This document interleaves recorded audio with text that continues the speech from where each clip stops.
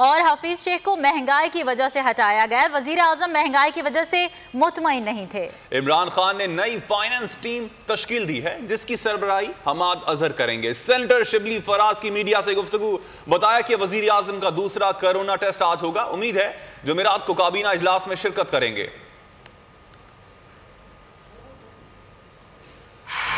بات یہ ہے کہ مختلف وجوہات، لیکن جو سب سے اہم وجہ ہے وہ ہے کہ جو مہنگائی جو ملک میں ہوئی ہے تو وہ پرائم منسٹر صاحب اس پہ اتنے مطمئن نہیں تھے، کیونکہ ظاہر ہے کہ کسی بھی سیاسی جماعت اور پھر خاص کر منسٹر عمران خان جیسا شخص جو کہ ہمیشہ غریبوں کے لیے سوچتے ہیں، تو اس پہ وہ کافی ان کو پریشانی تھی۔ پرائم منسٹر صاحب حماد اظہر سے کافی مطمئن ہیں اور خوش بھی ہیں، اور وہ یہ سمجھتے ہیں کہ ایک نئی ٹیم نئے جذبے نئے ولولے کے ساتھ جو ہے تو اکانومی کو اپنے اس پہ لائے گی، جس سے کہ غریبوں کو ریلیف مل سکے، اور یہ جو مہنگائی کا ایک سائیکل آیا ہوا ہے تو اس کو کم کر۔